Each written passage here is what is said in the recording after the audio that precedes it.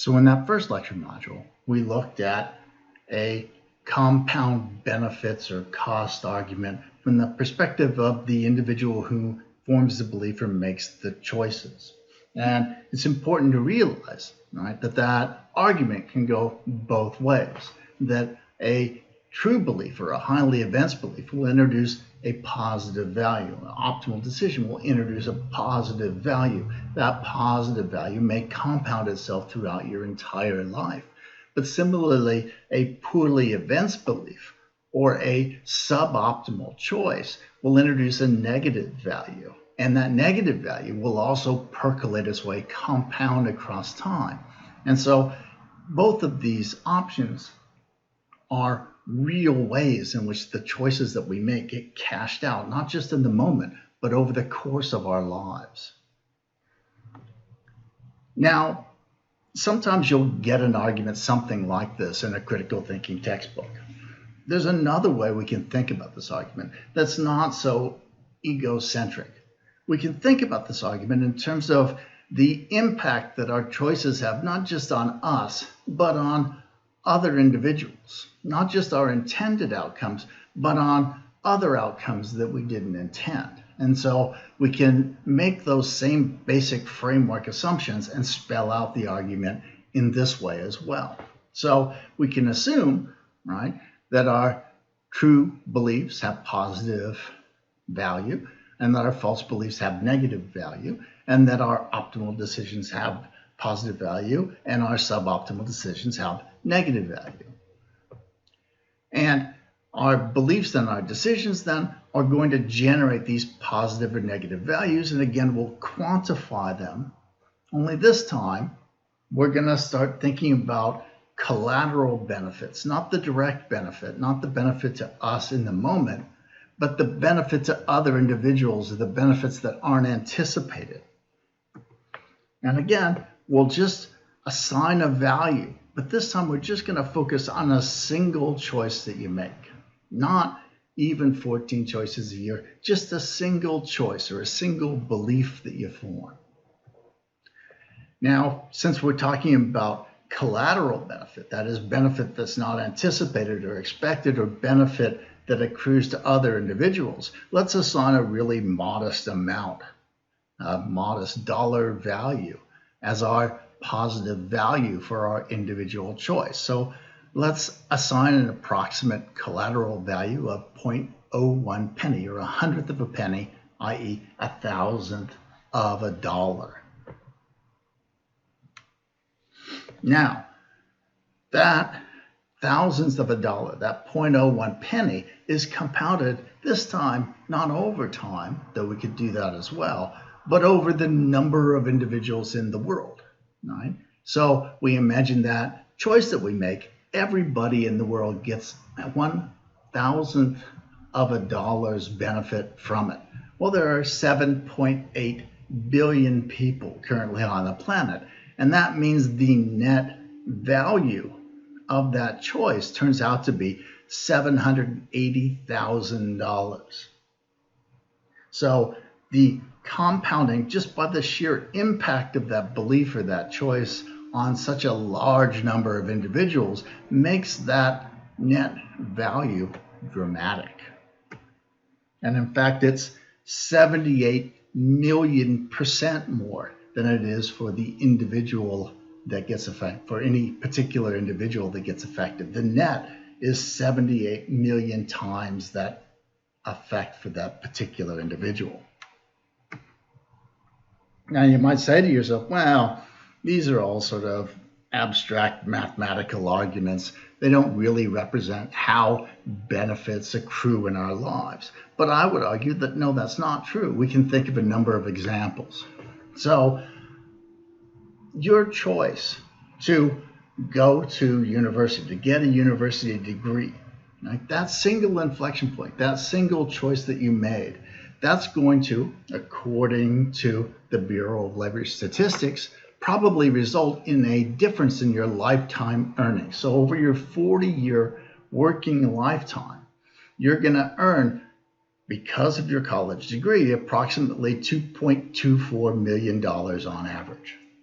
And that's compared to someone who doesn't get a college degree, who will only earn $1.31 million over that 40-year working lifetime. So you've nearly doubled your working lifetime income. And of course, that will translate into how much money you have in retirement as well. So that single choice really does percolate through your life, really does create this dramatic impact. Collateral benefits or collateral costs exist out there all the time. So think about Bitcoin, for example.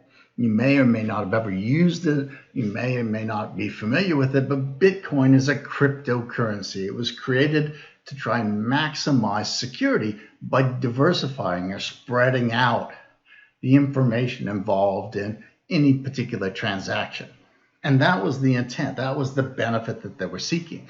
But there was this collateral cost that they clearly did not anticipate, because the Bitcoin network uses as much energy for a single transaction as it takes for 280,795 Visa transactions. So that single Bitcoin transaction consumes this massive amount of energy, which is an effect I'm sure they didn't plan on or want, but it's a collateral cost that they didn't anticipate. As a result, Bitcoin as a cryptocurrency is estimated to use about 42 terawatts of electricity each year and generate some 23 million tons of carbon dioxide. Now, it's hard to even imagine what that amounts to. So I've got a little graph here, right, that compares a Bitcoin transaction to 100,000 Visa transactions in terms of the amount of energy it costs to do that. Bitcoin basically consumes as much energy as a small first world nation. Now, I think those kinds of calculations and those real world illustrations kind of drive that point home. Individual choices, individual beliefs can have benefits, and those benefits don't just accrue in the instant. They accrue over the course of your entire life. So that even just 14 better choices or 14 more highly advanced beliefs, those can really matter over the long run. For example, right, when you get out of college and you get your first job and you start making money, you might be tempted to go buy all those wonderful consumables that you've been pining for throughout your college career. But that, I would suggest, isn't the first thing you should do. The first thing you should do is open up a Roth retirement account and put as much money as you possibly can in. Why? Well, because over the 40 years of your life, that money that you put in that Roth account in the first couple of years, instead of buying, right, that OLED TV or that, new car or so on and so forth, that's going to be compounding in interest over the course of your entire working life. And then, because you've opened up a Roth account, when you pull that money out, all that money will be tax-free. You won't have to pay taxes on it because you pay taxes on it at the very beginning. So you'll get this substantial amount of money for retirement by making that choice, even though it seems like in the short term that benefit isn't very good. Now, I should note, too, that this is a pretty simplistic version of what's really going to happen as a result of being a good critical thinker.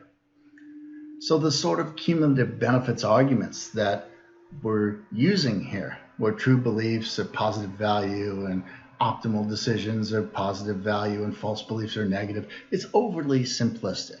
So I don't even really discuss the impact of false beliefs very significantly. I don't talk about the difference between poorly advanced beliefs and highly advanced beliefs. I don't talk about whether or not all suboptimal decisions are the same. The benefits of critical thinking are going to also include an increased ability to gather information and adapt to novel and changed circumstances. Critical thinking is going to foster a more comprehensive, consistent, accurate and systematic set of belief systems and worldview, which is going to constantly operate in the background to shape your perception of situations, to help you to conceptualize who you are and what you should be doing in your life. We'll pick this up in the next module.